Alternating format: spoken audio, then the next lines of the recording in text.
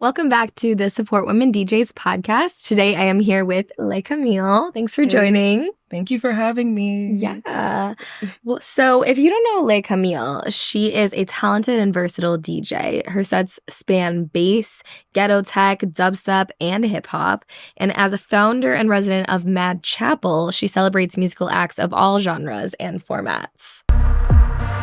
Are you okay with starting off with some rapid fire today? Let's do it. Some little quick ones. Yeah. What is your favorite before show snack? A ginger ale and maybe like some Funyuns. I've been loving Funyuns recently. Yeah. Something dry. Okay. Nice little crunchy snack and ginger ale. Okay. Yeah. What producer are you obsessed with right now? Singh. She's a big bass producer out of Australia. Cool. Just been spinning her a lot. Playing her a lot, listening to her a lot, yeah. Okay, cool. And what song do you have on repeat this month? It's it's Tokyo Calling by Atarashi Gakko, but then also in Another Life by Pink Panthers. Those two are it's just jumping between those two right now constantly. What is your favorite neighborhood in New York? Crown Heights. That's where I live. Hey, yeah. Cute. Or anywhere near Prospect Park, basically. We love Prospect Park. What is your favorite venue in New York City? Whether to DJ or just to go to, either. I love Jade Bar. It's home. Jade, yeah. Yeah. It's where I got one of my first residencies, one of my first gigs in the city. Oh. And yeah, they're also just, I just love the staff and it's so cute. Like the aesthetics are really cute and it's always a good time at Jade. Honestly, I need to go more. I know it's a spot and it's right by Myrtle Broadway. Mm-hmm. Yeah, they're great. And my last rapid fire question is, what is your sign? I'm an Aquarius. Aquarius. Yeah. What did I say? I said Aquarius. I thought I said Aquarius. I swore I said Aquarius. I'm not an Aries Aquarius. Yeah, Aquarius. And that's the only sign of mine that I know. I don't know any of the other stuff. Okay. Yeah. Straight to the point. Aquarius. We love it. Okay. So getting into, some more in-depth questions here. How long have you been DJing? This is going to be around my 6.5 years. Okay. Yeah. Nice. It's been a good while then. And how did you get into it? Back in college, I joined this group of, it was a club, a school-sponsored club called SHOW, which stood for Student Hip Hop Organization. Yeah. And at UVA, a place that's has a lot of racist bullshit going on in it. The importance of a hip-hop collective was really important for them. I was their social chair. I would help with the invites. I would help promote stuff. I would help with the planning, so you were talking. Doing everything at that point. Yeah. And then eventually they were like, anyone want to also DJ? And I was like, I'll try it. And so I remember we had a communal controller, a Serato controller that we would share with everybody. And they were like, you can have it for as long as you need. And I would just have it in my room. And I didn't really like it at first. No. Yeah, I was like, okay. But then eventually I had my first gig and then the next one. And then people just started hitting me up for parties to do frat parties, which were rewarding in its own way, financially nice, but yeah, they paid well. Party's nice. And then some school sponsored events. I remember I spun for Bank of America, a brunch, and then a New Year's party for this local I don't want to call it a country, a social club. Yeah. So it's just and it's a small environment, a college town. So yeah, seeing your name, you were able to even get so many gigs just on a college campus. Yeah. Yeah, that was definitely something, especially looking back and comparing it to being a New York adult versus a college student. Yeah. Very different environment, very different landscape. But it was interesting. And I miss those times in their own way. It was really fun. So how did you make that transition from college DJ to being a DJ in New York City? Right before graduation, my great aunt passed away, Aunt Ruby, and she was just a really she's one of my biggest inspirations in my life. She passed in 97, so it's not it was unexpected, but she was just a very young person, a very wild, irresponsible person, but still just awesome in general. And her wildness / her kind of irresponsibility sometimes, like, all came from the same place of her just being like, I'm just trying to live a happy life. I'm just trying to be happy. And I was like, that's so cool. And so when she passed, it was at the time where I was like about to graduate in 3 months. And I'm like, what do I want? You know, big dramatic thought process. Like, who am I? What do I want next for my life? Like, I was stressed out, you know, graduating and well, those are two big things to go through at once. Yeah. And it definitely was like, yeah. So when she passed, it actually was like a very calming time to think about the future, because I was like, okay, who am I? Let me just, instead of like making it specific about what job, what city, what house, I was like, what makes me happy? And I was like, I really want to live in a city. I'm from DC, so I thought I was going to move back there. I love DJing. It's been like the one constant throughout college that's just made me so happy. I love my, like, the stuff I'm researching. I was a foreign affairs major and like political science. So I love that stuff. So I want to, you know, work at a job that's ethically somewhat okay. Like, I'm not selling my soul to the devil or something. Also, like, making a decent amount of money in a city that has a lot of opportunities and has a lot going on. And I want to keep DJing. And that was kind of the only, like, specific thing I had was, like, I want to be a DJ still. Yeah. So when I moved to New York, I knew for sure that I was like, okay, I want to keep doing it. And I remember, like, my first gig was my friend's birthday party on his rooftop in like October 2021. And I remember he was like, you want to DJ? I'm getting all this like equipment. And I was like, yeah. And I was like, can I make a flyer? Can I invite? He was like, make it your party. And I was like, great. And so I threw a party with him, and a bunch of my college friends who had moved to the city also came. And it was like really, like, people used to come to my old stuff in college were there. And I was like, yeah, I feel like I can do this in some way. I had no idea what it looked like for sure. But then a couple of my other friends who used to be in show back in college moved to New York too. Cool. And then we all were like, let's do what we did in college and just do another version of it. And that's where Mad Chapel came about. And knowing that you're stronger in the city together, like, you're stronger when you're mobilized with other people, other talent. True. And collectives. That's why collectives are so, like, popular. You know, you get a group of talented people who have their own networks, who have their own skill sets, get them together, and most of the time you make something really cool. So Mad Chapel was that. And then as I would keep getting booked for other gigs, I would meet more DJs, and I would, like, we had a residency at Jade. Our first party was Valentine's Day 2022. Okay. And this is why I love Jade Bar. I, like, went to a party there that it was a Record Lows party, another party series that, like, I'm a huge fan of and I've played with, and it's headed by DJ Failure. But, like, they had a party there, and I, like, saw a flyer, went. Again, never been to Jade before in my life. And it was really cute. The party was fun. I started talking to the bartender, Patty, and I was just like, how would I, like, throw a party here? She was like, you talk to me. And I was like, what? And so I was, like, telling her about, like, all these friends I had in the city who were, like, waiting for me to do another gig. And I had the group that we just made the logo. We just made the Instagram page. Like, and she was like, y'all want Valentine's Day? We were like, shit, yeah. Like, let's do it. And we had it was great. It was packed. Where I don't know where Mad Chapel, the name. All right, so I want to get this on the record because my friends who might argue with me about this, he will watch this.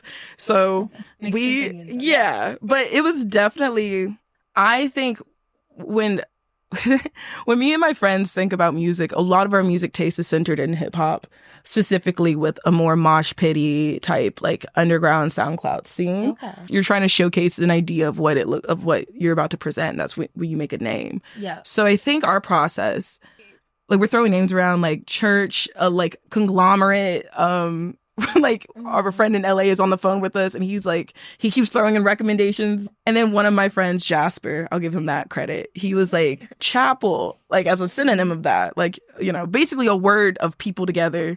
I don't know, keep saying adverbs and adjectives and hope we land on something. And I was like, I said Mad Chapel. I was the first one to say Mad Chapel.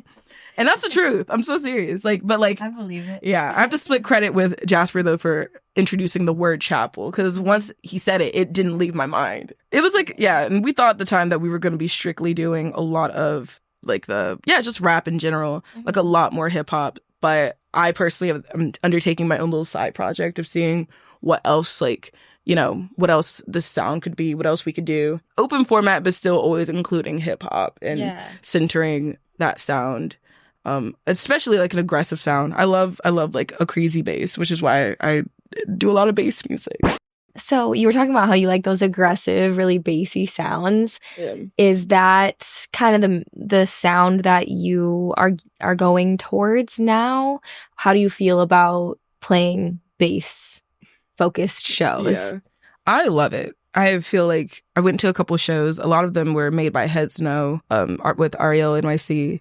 She is like a master curator. I don't know how else to describe her. Like, she just gets it. She's a selector. Like, and she threw another show at Paragon where one of my friends, Perp, she DJ'd, and it was drum and bass. And I remember like I lost my shit during that show. I don't know how else to describe it. It was incredible. Like, Perp did a great job. When it comes to sound, I've been thinking really hard about my relationship with nightlife in general. Going out is still important. It's important to the job, but I'm trying to figure out how to go out and actually have a good time. Because there was a time period. Too much. Yeah. It's not always a good time. So yeah. Also, going out to places that I know that I really shouldn't be at. Okay. In terms of like, I don't really necessarily have the community there. I'm not even like sure if I want to be dressed for this occasion. I've been trying to like word it in my head for months, for years actually, because I had a lot of sets at certain like really nice clubs in like the city. And then there's some here, and there's a big difference. Like, the beauty of it is that everyone has a space and it has places that they want to go to. But I really want to be comfortable, whether it's like clothing, whether it's the environment, also whether it's just like how I dance. I know who I am. I'm not a big like ass shaker. I know that's fine. It's just who I am. It's cool. I still dance. I need to make that pretty clear. Like, I'll still like dance a lot more, but I love a head bop. I am having fun, genuinely. And I remember I went to the Dweller show. They had a dubstep night headlined by Cookie, and it was opened by Liv Wu Tang. During her set, she just did a great job. And I remember being like with the lights and like the energy around, everyone was just like having a really good time. And I felt really extremely comfortable. I was like, I'm supposed to be right here. Like, every single song, I was like having all these cool ideas. I was feeling really inspired. And that's when I know it's a good night. Yeah. Yeah. It's like you're meant to be there. Mm-hmm. Yeah. Yeah. And I don't always feel that way. I don't think anyone feels that way at every single nightlife event. You're not supposed to, and that's okay. But as I discover more about myself and like what I want to get out of music, what I want to get out of this career and this space in general. Yeah. Like, I'm asking myself, like, is this where I'm supposed to be? Yeah. Or no. And if not, I leave. Gotten real comfortable. People don't take the time to think about that. So it's important as a DJ of what gigs you want to take, and also just as someone going to shows. So I like that you bring that up. Like, what communities do you need to be part of? I used to think I had to be a part of every single community. I thought I had to be into every single genre, like, because I'm an open format DJ. It's like, you need to be da-da-da. And on some level, that's true. Like, every single show can be an educational opportunity, especially by a good DJ. I still go to like things I don't usually go to.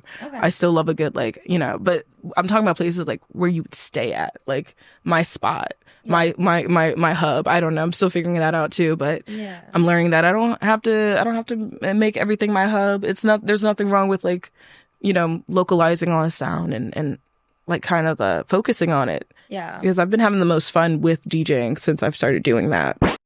I want to talk about your Lot Radio set. I've seen like the clips and some of it on YouTube, and that's a very coveted set, a very coveted gig to get is Lot Radio. Can you talk a bit about how that set was, how you got the opportunity, and just like how it felt? Yeah. It was with Never Normal Records, which is a record label.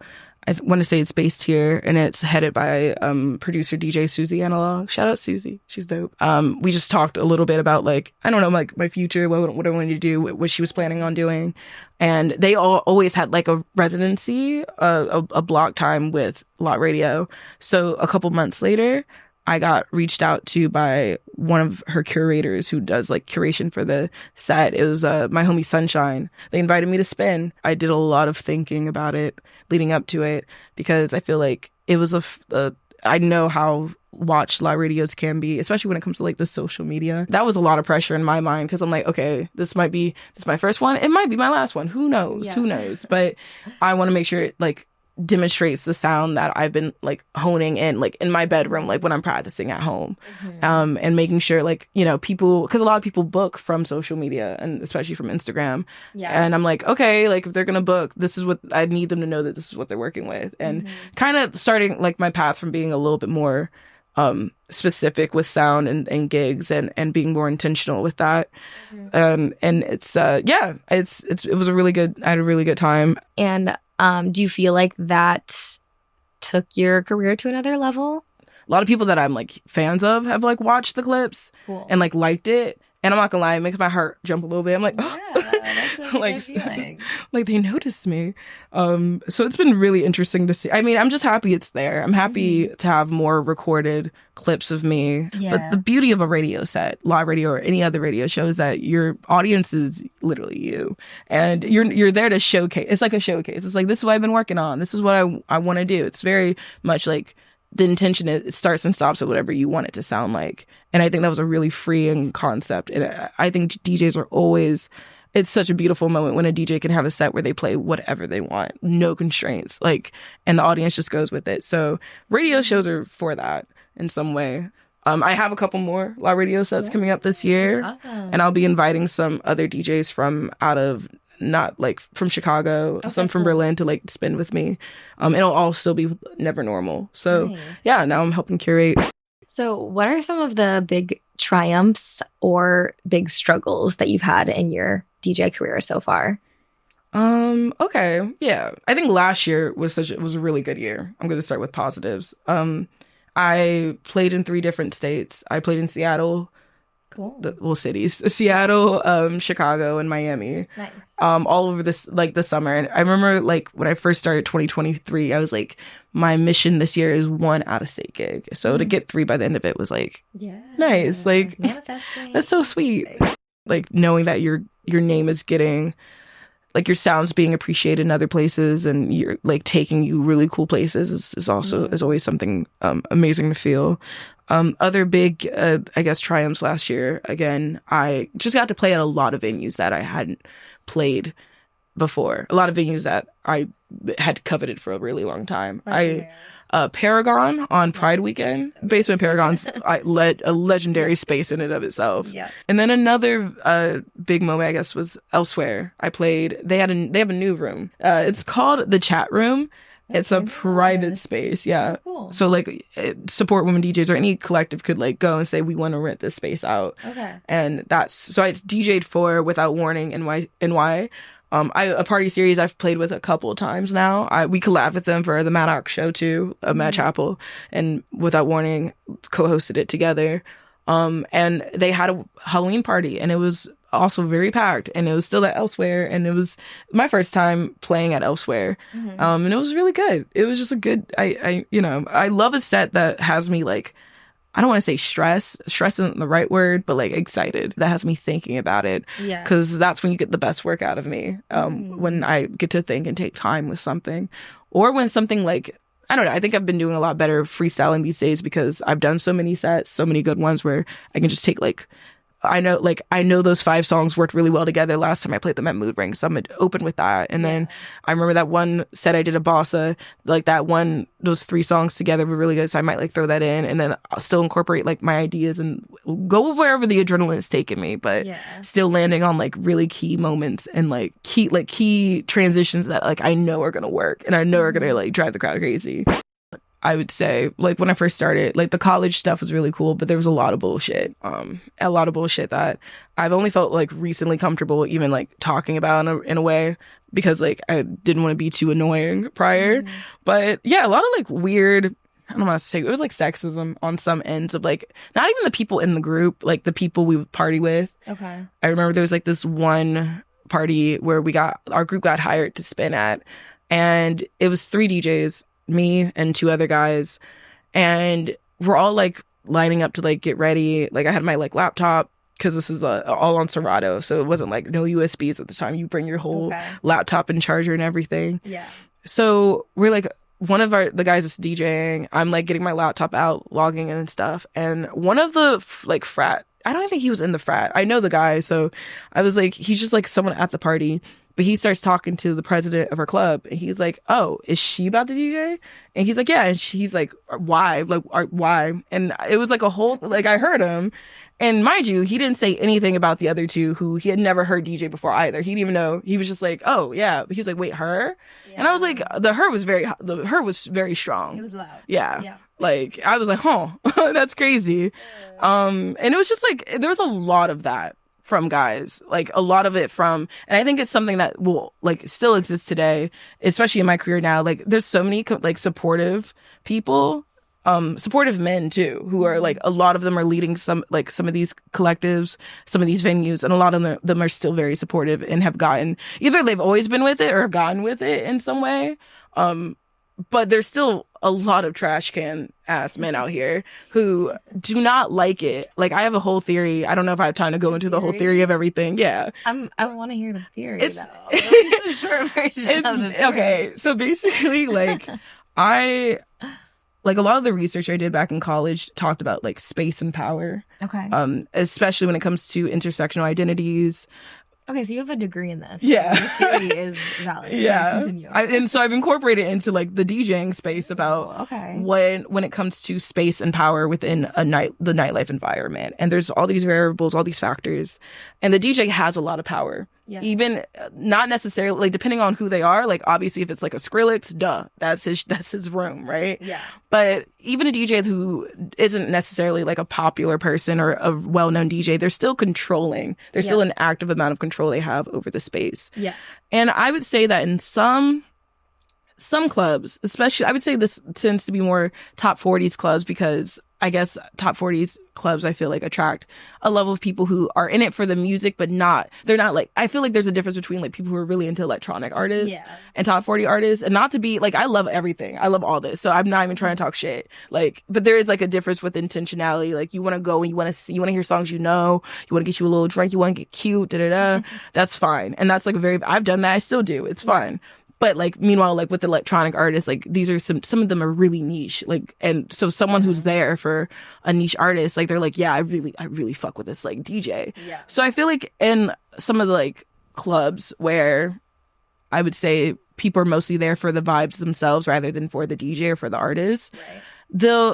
The last thing, like a guy who is a victim of capitalism, and toxic masculinity, the last thing he wants to see in a space that he might be going into it thinking, I'm here to like have sex with somebody. I'm here to like find somebody. Like, I'm here to, and it could all be super above board, like not necessarily anything like nefarious, but like, I'm here to be like a man on some weird level. The last thing that he wants to see is a girl on the decks having control over the room. And for some of them, it might be even emasculating to have, because they're there in their mind. Women in the nighttime space are people to get. They're objects. They're again, this is a very cishet conversation about the cishet like dynamics. So like, but that's that like traditional kind of sleazy club culture. And it exists everywhere. Around. Yeah. Not just top 40 stuff either, but like I've noticed in particular when someone comes up, I mean, there's a level of bravado involved when anybody requests music from the DJ. But the way I've been talked to by men in particular, I've only gotten like that type of like attitude from when I do like certain bars. Okay. Rather than like electronic, like no one would dare like request something at Bossy. They would get laughed at. Yeah. But like some people feel emboldened. And I guess it might be a level of like their respect for the space, their respect for the music. Yeah. Also their level of entitlement. And some spaces just encourage that entitlement other than others. And so, yeah, I remember like there was this one set, this man came up and petted my head while I was like DJing. And I was like looking down and I was just like, what the hell? And he was like, yeah, like you weren't listening to me. And I was like, I'm at work. I don't know you. Like he literally like just softly petted my head. It was the freakiest shit. He got kicked out. I was like, you can go. Like that's weird. Like I was laughing because that was just such an audacious thing to do. Yeah. I was like, this is, he was like, you pet me. He was like, you weren't listening. I'm like, that doesn't make any sense. Like you're not a good person. But there's a level of like, I think that's always just something that like I guess the reason why I'm also more interested in the electronic music scene or diving more into electronic music, even though it is still heavily male dominated, no one's going to request music out of me. Like if I'm playing unts, like no one's going to be like, yo, don't do that. I'm like, no, you're at a bass party. Like, what do you expect? But there are people on the other end who are pretty purists about it. I would say, especially when it comes to like, I'm just going to say something. I was going to say the wrong thing, but especially when it comes to certain like fandoms of certain outlets, like they don't, like, I don't know, some people are just really like, their purity about certain music stuff can be a little racist. That's why like hip hop is so integral to like my music on some level. Like, edits are very important, but you have people who will talk shit about edit culture, like making a bootleg of something, making an edit, and it's like, but it slaps. like why are you mad? Like, it's good. Like, you can play like hyper punk, like hyper like rave like music with an edit of a hip hop song. Like, Sarah Landry's a DJ producer who's been doing a lot of her edits are really good. Yeah. She has this like Doja Cat Need to Know rave edit, and I'll be like damned if like a purist rave head gets mad at that. Like, why would you? It's literally like she has done the work to adjust it to sound like what you want. If you're still complaining about it, you're probably racist. Like, you're probably not a good person, because it's still the same shit. I have a lot of thoughts about this whole thing. I love the rant. Yeah. No, go off. Yeah. I guess on kind of somewhat similar note, our podcast producer wanted to ask a question on if you have any advice for the Black femme DJs out there. I think in my experience, it's really easy to get caught up into the idea of what you should be doing. Like, having an idea, seeing another DJ, seeing what they're doing, seeing how they're doing it and what they're getting out of it, and being like, okay, I have to do stuff like that. And I still fall for that. It's still not just even with DJing, with life in general. I'm like, with anything. Basically, what I'm saying is, instead of comparing, or like at some point when you stop, be able to name things about yourself that are really like popping. Like, what are the things? Like, who are you? Rather than who is X, Y, and Z, who are you? Like, what are you doing? What do you have to work with at this given moment that could potentially lead to something greater, something cooler, or more of the good shit that you've been doing? Like, who are you is the question that I like constantly ask myself. And yeah, same thing with like body image and looks. Like women in all creative industries have to, on some level, kind of be hot. Like, it's just it's just something I've been like really thinking about. Me and my friends have been talking about it. Like, it's a crazy level of anxiety that I have to hold in myself as as such a public facing person, and with the role being public facing. Like, not only do you have to be good and talented, you also have to be hot as shit for them for some reason, some made up bullshit reason. It has to be a part of it. So that itself can also like lend to my self-esteem and like the comparison epidemic that I'm dealing with, and trying to figure out how to stop doing that. And the answer is still like, no, like coming back into myself. But who am I? Yeah. You know, so-and-so is this, and they're great, and that's not their fault. But who are you? Yeah. Who am I? And hopefully, I mean, as you do it more and as your like career grows, like the answer will always should be more of an area of peace for you, especially if you're like, you know, like I like being able to say like, last year was a really good year is a big step for me. For some reason, it gets really difficult to remember like any positive stuff that I've done. And it can get really like just loaded in my head where I'm like, is my DJ career even real?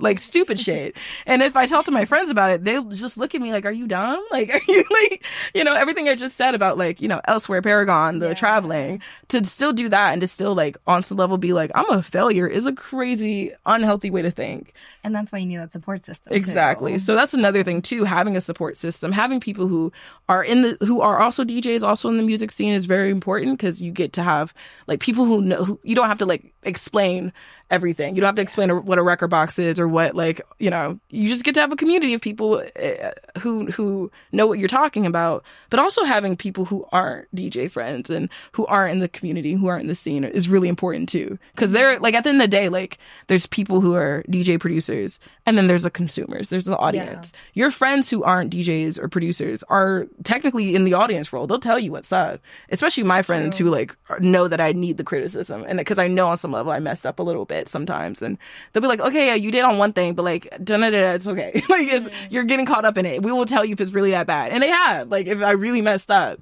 But mostly having like that balance of people in the community and people outside of it who are able to just tell you what's real, what's really what the truth is, because sometimes your self-esteem doesn't allow you to see the truth. Facts. That was a lot of Thank jumbled you. mess. No, But that thank last you. little bit kind of, I like wrapped it up really neatly. I feel like. Lay Camille, where can the people find you on socials or find your music? Yeah, I am on SoundCloud. A lot of my mixes go up there. All my mixes go up there. And Instagram. Those are my two main things. And I think I have an RA page. I think they've approved me. But RA is where you can see upcoming parties. Okay, cool. That is it for our episode with Lay Camille. Thank you so much for coming on. Thank you for having me. Bye.